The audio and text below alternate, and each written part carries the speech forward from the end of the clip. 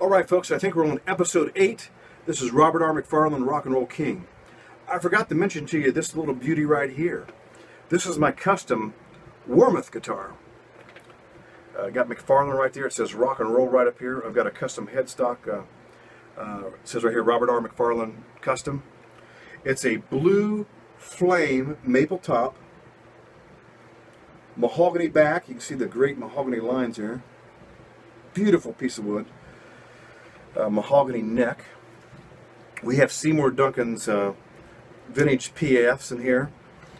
We have a, I think it's called a slingshot, if I'm not right, tremolo bar. And then we have this, I took this piece off of a vintage replacement part for an SG to put on that just to make it look more retro. So that's the cool guitar. That's the McFarland Custom SG. We'll have a video on that. We'll get that headstock one more time. We'll have a video on that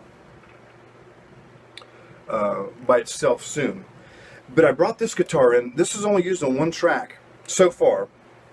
I might use it on War Ring, which is another instrumental track. But this guitar was used on Roese. It's the clean electric Univibe guitar at the beginning of the song. I come in with acoustic, then 30 seconds or so in the song, I come in with this guitar, clean tone, with a Univibe pedal.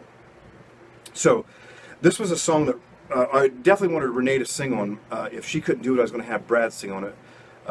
Brad would have did a phenomenal job also. But I could really hear Renee singing this song. And I just want to be honest with you and humble. When I hear a great vocal performance, it touches me.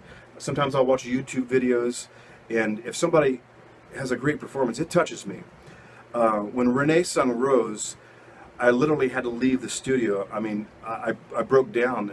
It really touched me. Every time I hear it, the song touches me. She did such a good job on it. The song meant a lot to me. It's one of my favorite songs I've ever written. I probably got about 12 different versions of the song Roese. But she literally knocked it out of the park, down the town, or down the street to the next town, as I say. And wait till you hear it. On Facebook, we reached 149,000 people with our video and 4,100 likes so far as of July 17, 2017. And it was just released on July 1st. So if you haven't checked that video out, check it out here at the YouTube channel or on my Facebook page, Robert R. McFarland on Facebook. So she knocked that out of the park. Brad knocked his vocals out of the park that weekend.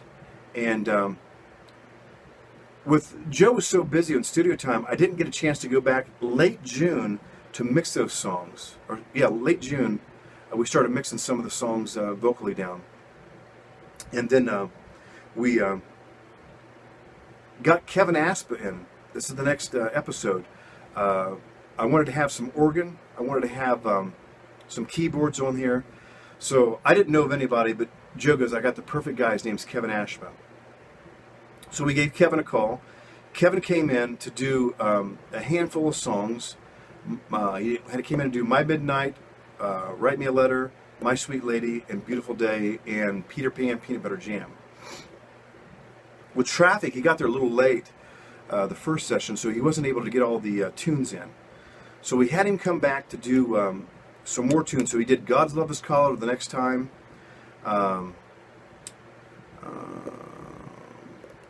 Trying to think what else he did. I think he did Peter Pan Peanut Butter Jam and one or two other songs. But he and again, just a phenomenal player.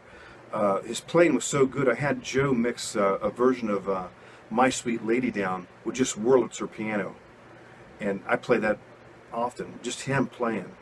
I might have another version of maybe just Brad singing, him playing the Wurlitzer, and maybe Mike's bass part, because those parts are just phenomenal, just theirself.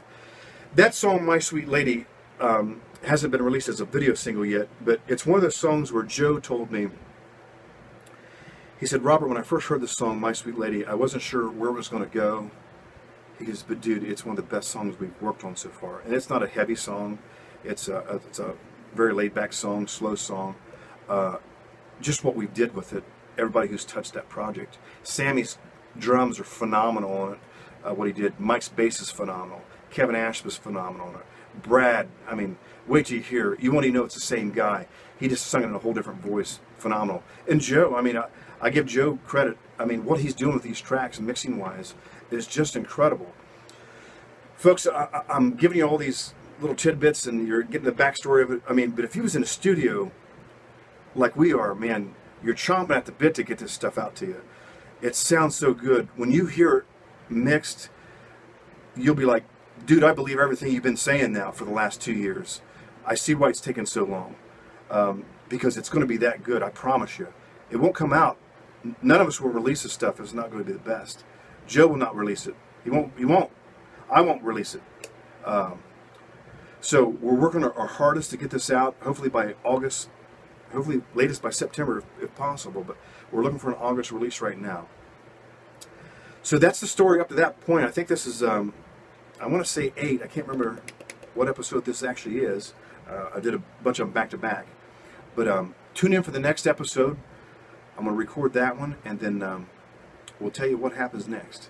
But this is the Rock and Roll King, Robert R. McFarland, talking to you. Music's the soundtrack of life. Make sure you have some every day, and keep on rocking in the free world while it's still free.